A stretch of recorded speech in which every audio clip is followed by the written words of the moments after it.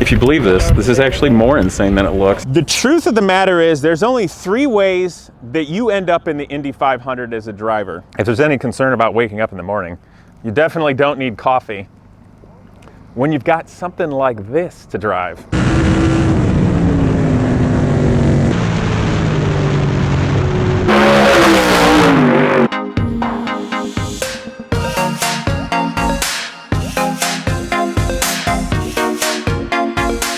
What's up, people? It is December in Indianapolis. I am Casey Putsch, and I'm standing in front of the Indianapolis Motor Speedway, which is an incredibly special place that has been, frankly, and is now the last bastion of true speed for over a century. And today I'm going to drive one of the most insane cars of my life. But before we do that, I want to tell you the story as to, frankly, why I'm here. So Indy, I came here once when I was a kid with my parents. Now, my dad always used to watch the Indy 500, and I really enjoyed tuning into the TV as a kid doing that. You know, the Indy 500, I think, is one of the truest all-American sporting events and traditions there is. It just embodies everything awesome, I think, of the American spirit and racing. So I grew up with that. So one time on a road trip with the family, we came up here when I was, I don't know, probably 13 years old or something like that. And we went to the Speedway and I got to see it. We went into the museum, drove around a tour bus around the track, and then we left that winter's day. And I thought to myself, that was cool, but I'm never coming back here again until I'm driving. I refuse. I don't want to watch it. And I'm somewhat ashamed to admit I have actually never physically been to an Indy 500 because I refused to come to one unless I was driving. And that's not just being a jerk kid, that's just what I felt I was meant to do. Now, truthfully, I did get to come back to the Indy Motor Speedway for the Brickyard Invitational on the road racing course with Genius Garage. That's the nonprofit I created to kickstart college engineers' careers. And it's gotten all these amazing young people, unbelievable jobs from Ford, GM, Tesla, Honda, Dana, you name it. It's launched a lot of amazing careers, and with a bunch of students, put some really cool cars on the podiums a bunch of times. However, that's not the 500. And that's what I want to do. But there's a problem with that. The truth of the matter is there's only 3 ways that you end up in the Indy 500 as a driver. And I'm going to be really honest, and it's going to ruffle feathers. 1, you're born with a famous last name of motorsports history. That's a way to get there. 2, you're an insanely highly privileged young person with mountains of money to get you to the point where you can almost drive Indy cars. Or you're a aging Formula One car driver, or possibly a really well-to-do NASCAR driver that just thinks they want to have a go. And you can try to refute me, but it's true. And that's really sad. Not only for the thousands of real drivers out there in America and around the world that dream of racing Indy cars, but also, frankly, for the fans, even myself watching, because it kind of makes it dull and sad, because that doesn't really seem to embody the American spirit and what we all want from motorsports. So I'm not okay with that. I'm just not. And I've got a plan, which is going to involve racing a lot of Formula cars coming up. And I'm not going to announce today what that is or the team. You guys are going to have to come back. But I am going to do something very cool. Now, here's the other trouble about the Indy 500. It is a big, nasty, fast oval. And if I go race Formula cars, that's mostly just road racing. And even the road to Indy mostly just does road races with a few ovals here and there. So how do you get good enough to do that if you just race Formula cars? You kind of don't. Well, I mean, you could. I mean, Nigel Mansell raced Formula One and then he did pretty darn well. But oval racing.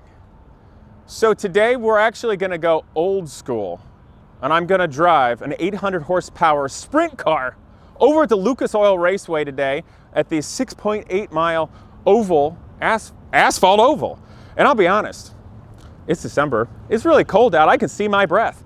I've never driven a sprint car, and frankly, it'll be my first time on an oval. Let's just be honest. But you got to start somewhere. And it's interesting too, because IndyCar drivers don't come from sprint car racing anymore, which is weird because sprint cars are amazing and that's oval and it's all American, but it's sort of strange how things have evolved over the years. But if it was good enough for AJ Foyt, Pancho Carter, Al Unser, Mario Andretti, Tony Stewart, and even Jeff Gordon, I think there's a lot I could probably learn from it. So we're going to go there today. But one thing I do want to say, I'm really excited about, no matter how far I go on this journey, which I fully intend for it to end up there for a long time, one thing I really want to do is racing has to mean something. Otherwise, it's just a bunch of people in a coliseum, you know, fighting for themselves or entertainment. So for me, I want to represent something bigger, and I'm going to be officially representing and helping benefit through my racing and my journey to race Indy cars, the All Clear Foundation. And the All Clear Foundation is there to have the backs of all of the first responders who make civilized world possible, and also the first responders who help make racing safe enough for drivers to reasonably do, that are there for you if you have an accident. You know, all the people out there, whether they're police, they're fire, they're volunteer, they're dispatch, they're EMS, those are very difficult and thankless jobs, and somebody's got to be there. So I'm excited about the All Clear Foundation doing that. Going to have some really neat videos coming up in the future relating to first responders, of course, racing and cars. And it's also exciting because the All Clear Foundation is the official charity of the Indy Motor Speedway and IndyCar. So I'm really honored to be part of that, and it's coming up. But you guys are going to have to come back to find out what is Casey Puch up to. But now, tell you what, let's go see if I can put 800 horsepower to the ground. Let's go. Ready? Wait a minute, let's do this. Keep recording. The cameraman today is my best buddy from high school. Would you believe he is a farmer and a first responder? Yep. You, sir, are volunteer fire. Yes, and I am. yes, what did you? Okay, so I told you we're going to race sprint cars, or I'm gonna go drive sprint cars today, and it's frankly too cold to do that. It is too cold. And there's a lot of insane things about this, but hey, you know, it's racing. And I said, I hope I don't suck, or I hope I can figure this out. What'd you say to me, Jason? I said we just figured it out like we used to do. Like we went to learn how to drive on ice. We just went out in the parking lot and pulled each other's parking brakes until we figured it out. And that's what we're going to do now. We're just going to go until we figure it out. That's what we did in high school, yeah. And now the internet is going to joke about how you say we would go pull each other's parking brakes. Yeah, I know. That's probably going to happen. Stupid internet. All right, you want to go now? Yeah, let's get Okay. Boom! It is the magic of editing. We're now at Lucas Oil Raceway, and there's a sprint car. Come on! I'm not trying to be cool. It's the morning. It's early. It's kind of cold. This is not the natural. Who does mornings? Let's be honest. Okay. If there's any concern about waking up in the morning, you definitely don't need coffee when you've got something like this to drive. Wait, let's make this fun. Roop, why are you being bashful? I don't know, because I didn't want to trip He's over being that wall. bashful. You don't want to trip over the wall? No. You step over the I wall. was trying to, never mind. Forget it, dude. Give me the camera, dude. I don't know what to say. I think it's cool to me to sum this up, instead of going into all a bunch of little technical details and stuff. It's basically like a psychotic 1950s Indy Roadster. And I like that. Come on and take a look at this thing. So, a couple of things to point out is the header's exit right there, which is about 6 inches from your feet on the other side of that.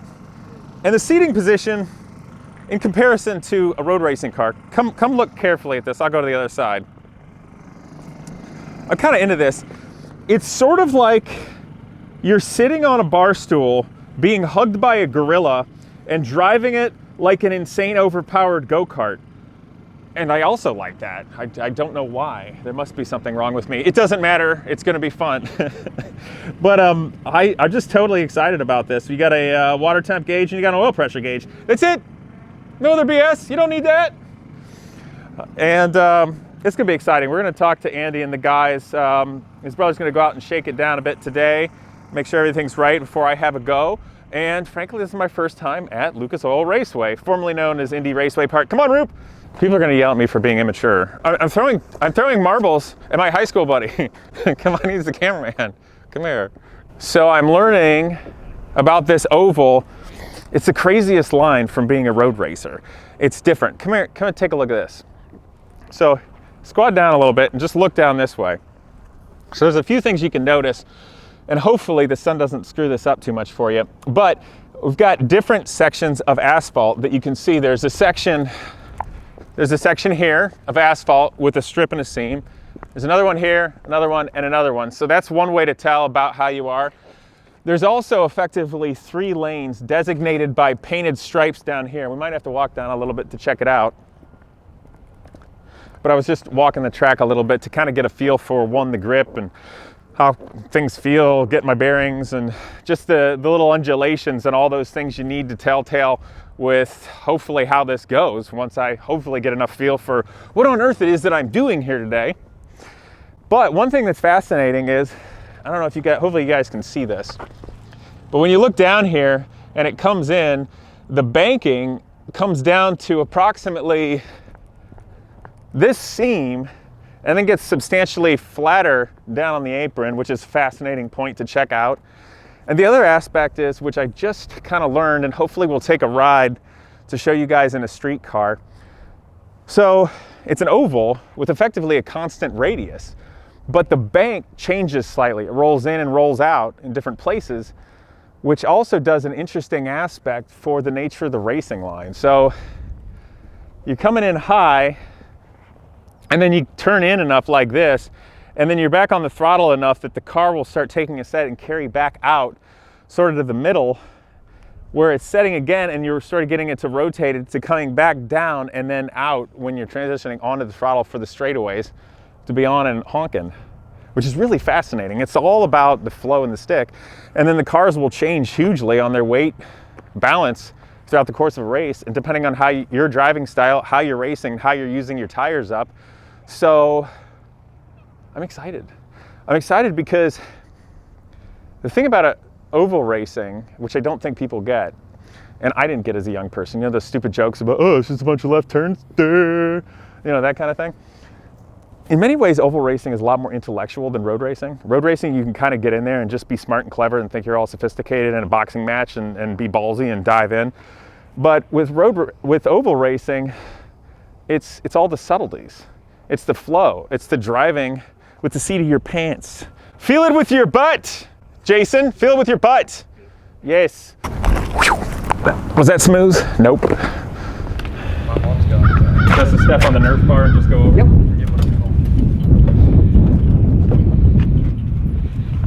Then I kind of tuck my right side in first. And Your right cheek in there? Spin in there, yep. Oh, hell yeah. Come on, Casey. And if You'll that's get too it. tight, we can... This is where my little brother would have told me I had girly childbearing hips. No, you'll get in there. You'll slide. once you get There past your it hip, I was is. going to say, you're going to fall in. Gonna get No, real personal with you for a second. He's not moving. The seat's not around. No, you're back in now. Trust me, I'm not driving one of these. All right, I'm just acclimating myself. You're fine. Take your time, man. I'm not being a dork, but it's kind of like jamming yourself in the engine bay. Yes. pretty much. You know what I mean? The brake is hilarious. That's a clutch. Yeah. Yep. If you believe this, this is actually more insane than it looks. All right, cool. Then you guys Yeah, get you the should lab. be. Yeah, we'll tighten you up. I think this will work fine. Yeah, you should be good. All right, clutch in and you're good.